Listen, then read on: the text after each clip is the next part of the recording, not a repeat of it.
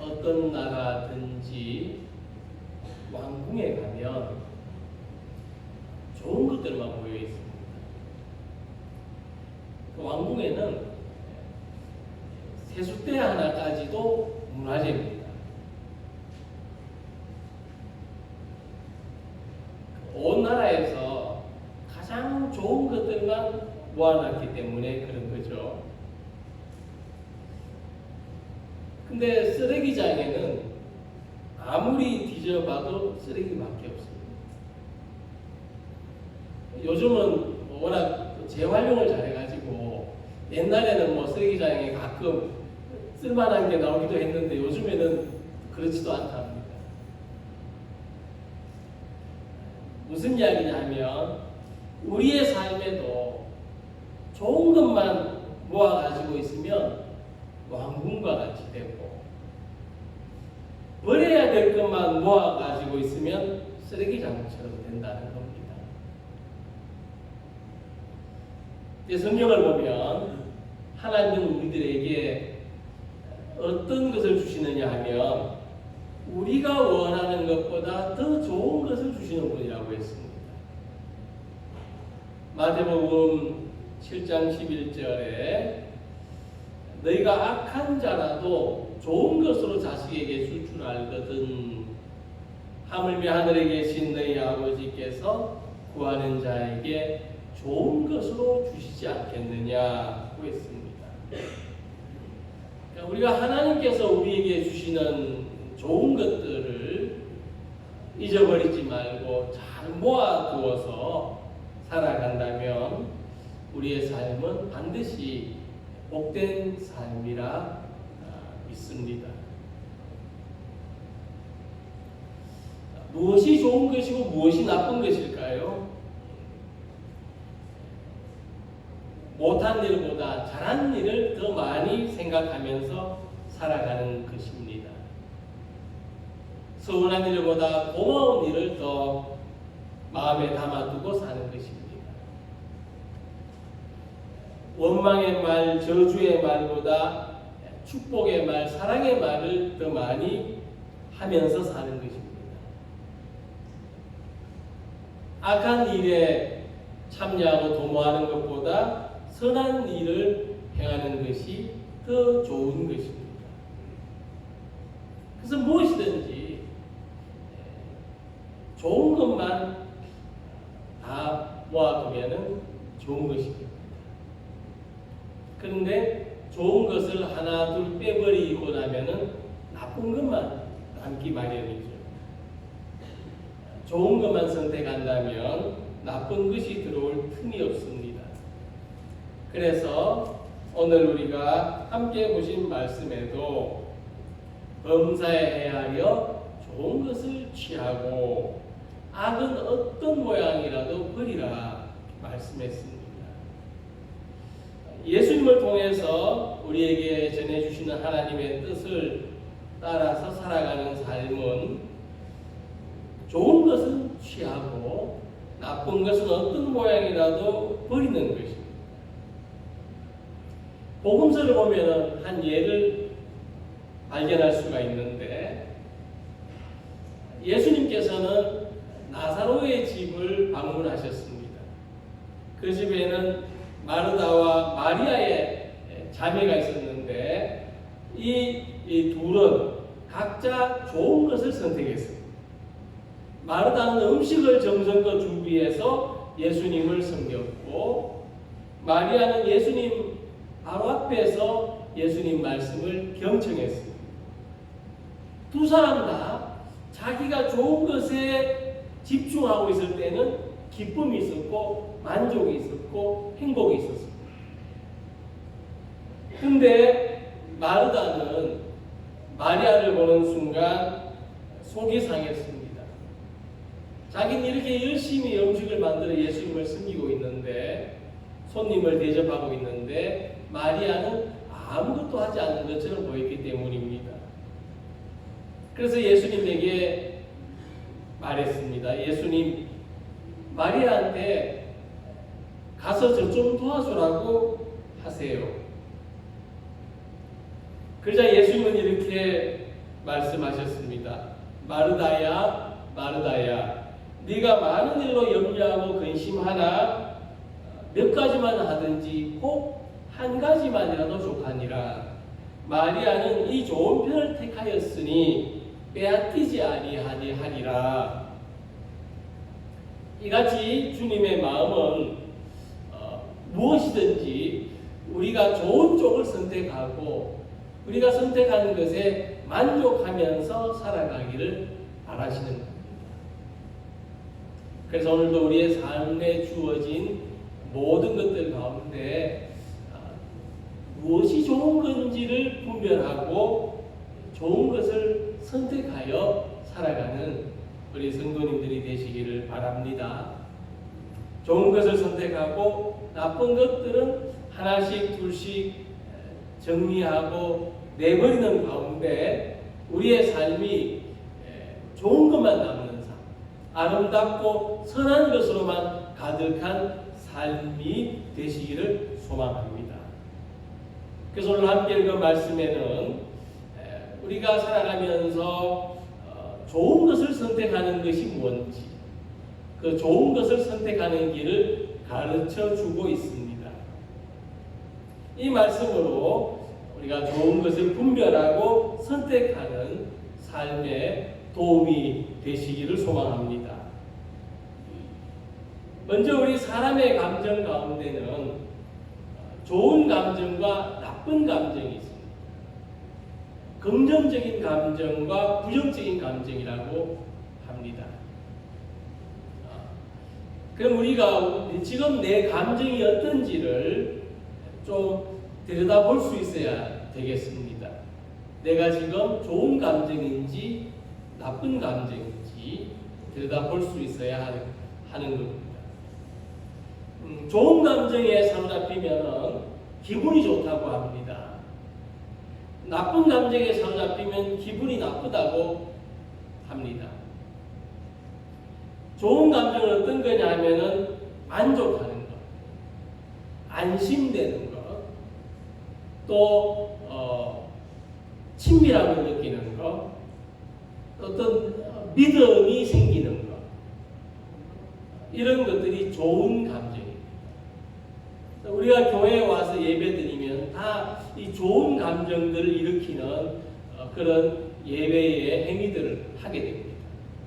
우리는 예배 안에서 신뢰감도 가지고 또 어떤 소망도 가지게 되고 또 사랑도 느끼게 되는 것입니다.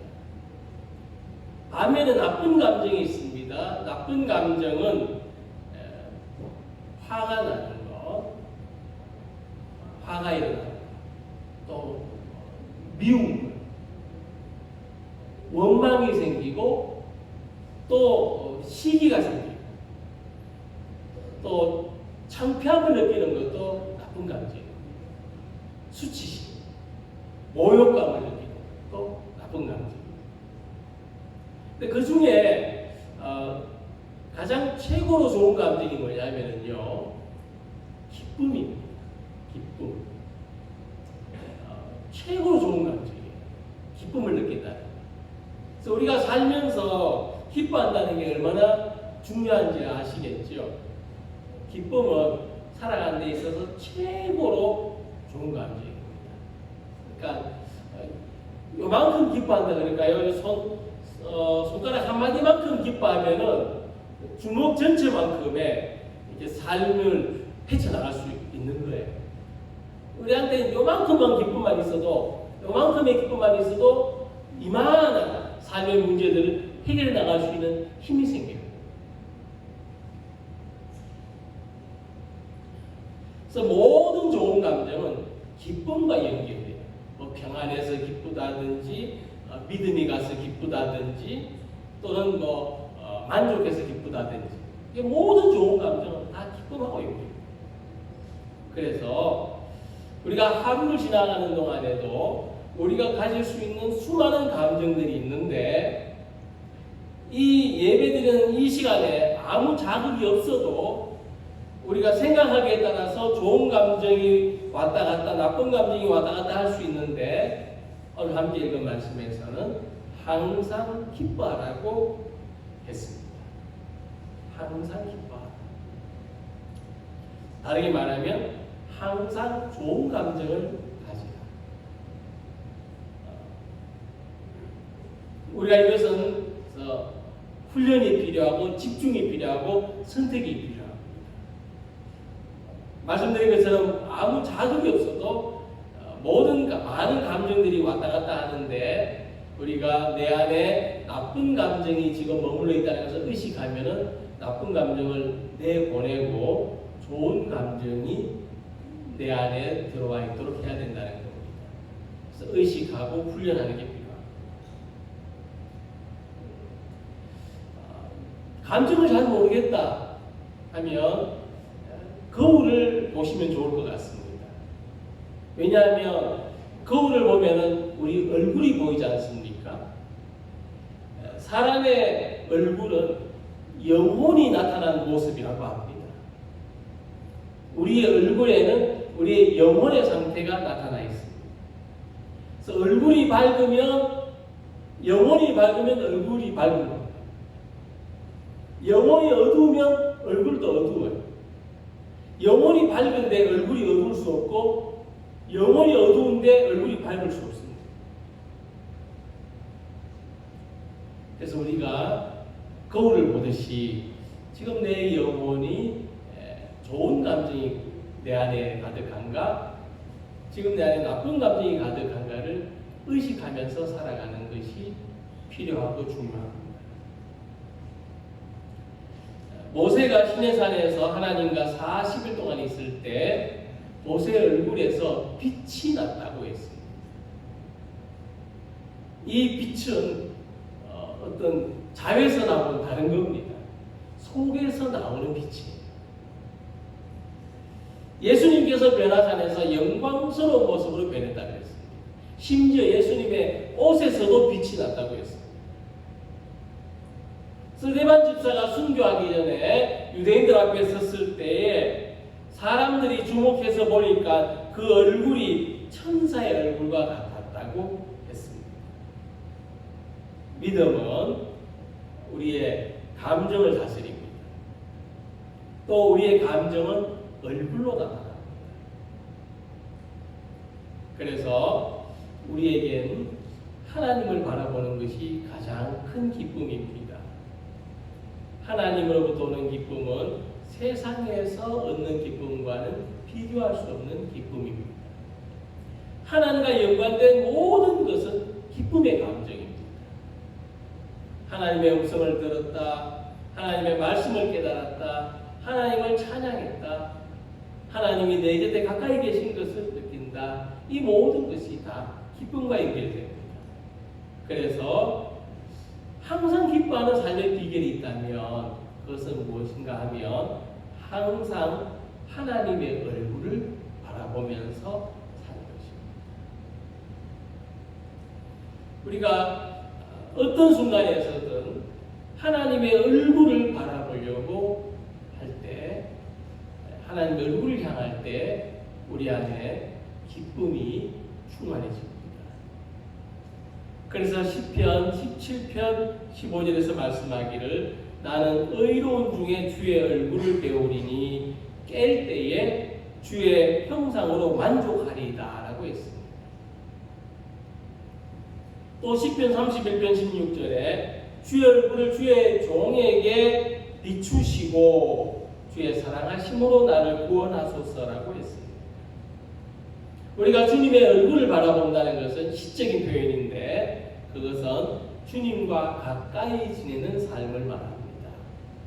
항상 기뻐할 수 있는 삶의 비결은 주님과 가까이 지내는 삶입니다. 예배로 또 성경, 개인적인 기도, 신앙생활 이 모든 것으로 하나님을 가까이 지내는 우리 성도들이 되시기를 소망합니다. 하나님과 가까이 함으로써 우리의 마음에 기쁨이 생겨나고 우리 얼굴에 그 기쁨의 얼굴빛이 가득하기를 소망합니다. 항상 이 첫 번째 선택, 어떤 상황에서든 어떤 어려운 일에서든 하나님을 가까이 하는 우리 모든 성도님들이 되시기를 소망합니다. 두 번째로는 기도하라, 쉬지 말고 기도하라 하고 말씀했습니다. 우리가 기쁨도 선택하는 거예요. 물론 우리는 무심코 앉아 있다가 텔레비전을 보면서 웃을 수도 있습니다. 근데 더 중요한 것은 이 기쁨은 선택이라고 하는 거예요. 우리는 꼭 누가 웃겨줘서 웃고 또 누가 기쁘게 해줘서 기쁜 것이 아니라 내가 기쁘게 살아가도록 내가 선택할 수 있습니다. 이와 같이 우리는 기도하는 삶도 선택할 수 있습니다. 그러니까 우리 조가 하루 종일 살면서 하루 종일 기도하지 않고 살 수도 있지만 우리는 하루 종일 기도하며 살 수도 있는 것입니다. 우리 어떤 어려운 일을 만났을 때 기도하지 않고 그냥 버티거나 견디거나 어떻게 되겠지 하고 지낼 수도 있지만 기도하면서 이겨낼 수도 있는 것입니다. 그래서 기도는 의식적인 행동입니다. 우리가 뭔가를 힘쓰고 애쓰는 것처럼 기도는 그렇게 해야 되는 겁니다. 아무것도 안 하고 있으면 기도가 안 되는 것이죠. 기도는 의식적으로 기도하려고 해야 되는 겁니다. 우리가 좋은 사람을 가까이 할 때 우리에게 좋은 일이 있을 거라고 기대할 수 있는 것처럼 하나님을 가까이 할 때 우리의 삶에도 좋은 일이 있을 것이라고 기대할 수가 있습니다. 그것은 더 분명하게 기대할 수가 있습니다. 그래서 야고보 4장 8절에 말씀하기를 하나님을 가까이 하라 그리하면 너희를 가까이 하시리라고 말씀했습니다. 우리가 하나님을 가까이 하면 우리에게 유익이 있는데 그것은 무엇보다도 하나님이 우리를 가까이 해주시는 유익입니다. 즉 우리와 하나님과의 관계가 가까워지는 유익이 우리에게 있다는 것입니다. 그러므로 기도는 하나님과 가까워지는 선택을 하는 것입니다. 사람은 1분 동안 약 20번 가까이 숨을 쉬는데 운동할 때는 이 숨이 더 늘어나기도 합니다. 20번 이상 숨을 쉬게 되죠. 중요한 사실은 우리가 의식하든지 의식하지 않든지 우리의 숨은 중단하지 않는다는 거예요. 내가 의식하지 못하는 순간에도 나는 숨을 쉬고 있습니다. 숨이 멈추면 우리의 생명도 멈추는 거죠. 그런데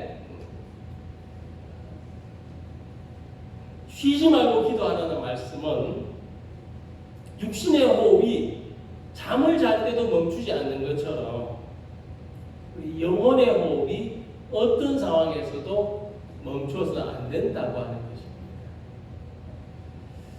우리가 이런 영성을 이해하면 좋겠는데 아무것도 안 하고 있는데 기도하고 있는 상태가 되는 것. 우리는 살면서 이런 어떤 믿음을 소망하면 좋겠습니다. 아무것도 안 하고 있지만은 기도하고 있는 삶. 또는 아무것도 할 수 없지만은 기도는 할 수 있는 삶. 이런 믿음을 가지면 좋겠습니다. 내가 지금 아무것도 할 수 없습니다.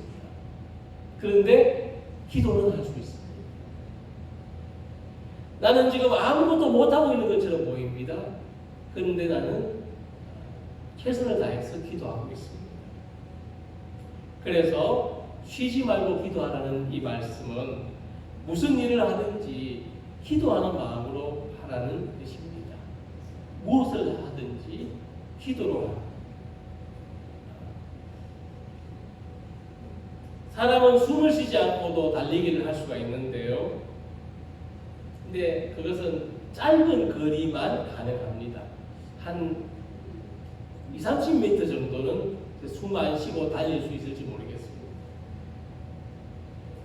그런데 장거리 달리기를 할 때는요, 반드시 숨을 쉬어야 되겠죠.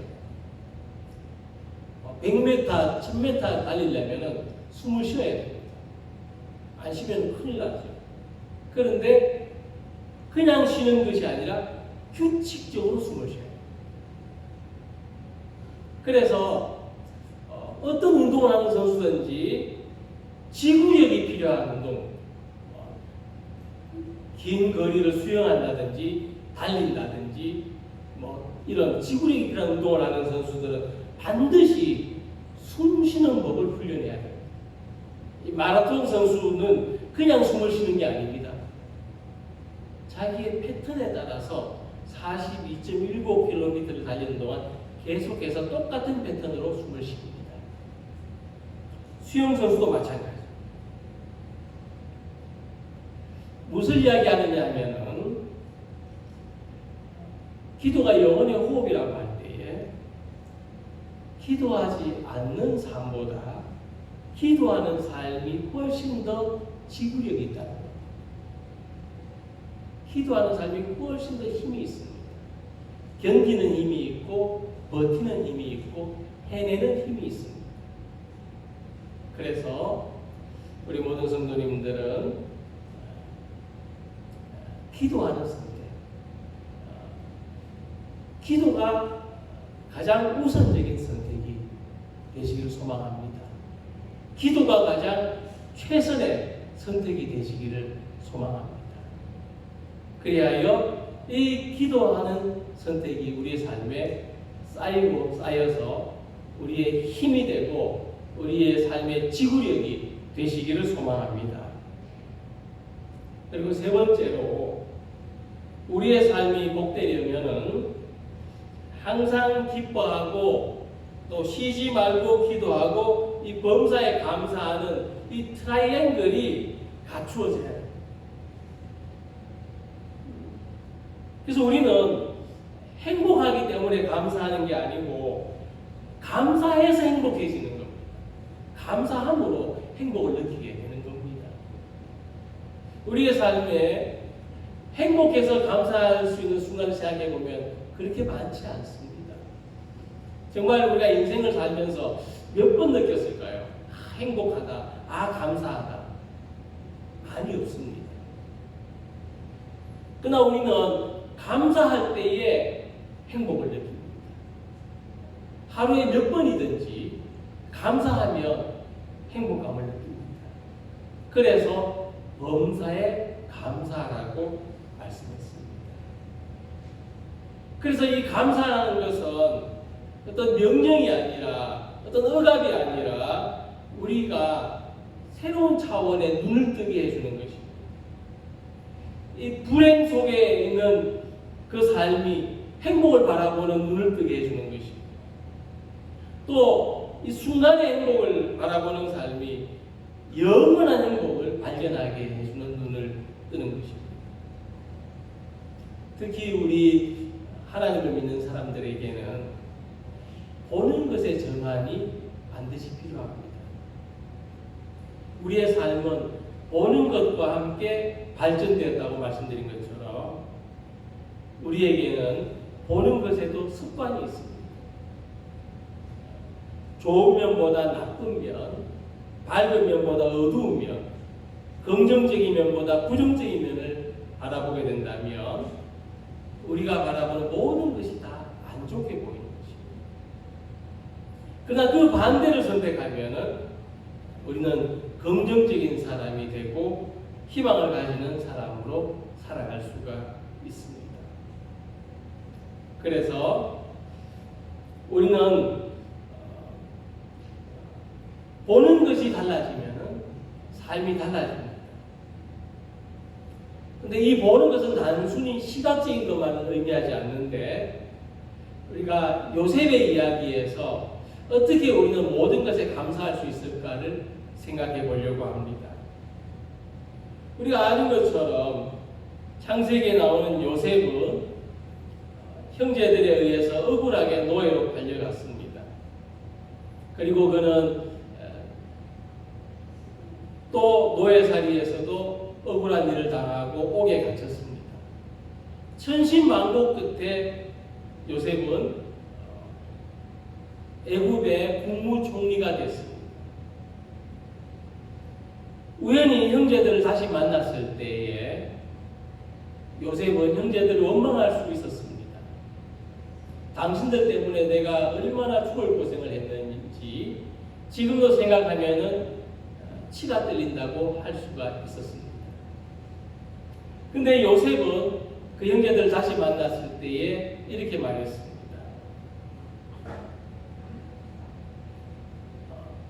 지난 일 때문에 괴로워하지 마십시오. 나를 여기에 보내신 분은 당신들, 즉 형님들이 아니라 하나님이셨습니다. 요셉은 사건을 다르게 해석할 수 있는 안목을 가졌습니다. 보는 것이 달랐다는 건데 단순한 시각을 말하는 것이 아니라 해석을 말합니다. 요셉은 해석을 다르게 할 수 있었습니다.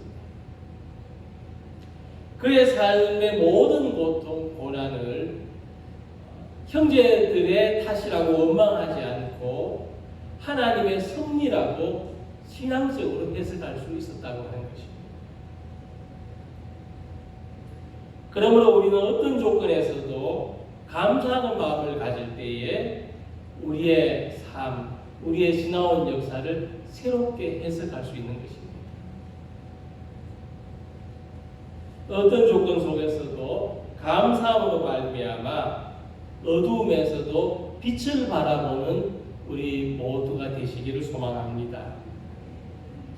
사람은 꼭 집과 같습니다. 좋은 것을 채우면 좋은 집이 되고 나쁜 것을 채우면 나쁜 집이 되죠. 다람쥐는 밖에 나갔다 돌아올 때마다 도토리를 물고 들어옵니다. 그래서 다람쥐의 집은 도토리가 가득한 거죠. 이처럼 내가 모아두는 것이 내 집의 모습이고 곧 내 삶의 모습입니다. 무엇보다도 우리는 하나님이 거하시는 성령의 집입니다. 우리 안에는 항상 좋은 감정이 가득하고 또 우리의 얼굴은 항상 소망의 빛이 가득하기를 기원합니다. 언제나 하나님과 친밀하시고 모든 일에 감사하여서 지구력 있는 삶이 되시기를 소망합니다. 우리의 삶은 하나님이 주신 가장 큰 복이고 가장 큰 집입니다. 이 집에 오늘도 좋은 것으로 가득 채우는 우리 모든 성도들이 되시기를 주님의 이름으로 축원합니다. 기도드리겠습니다.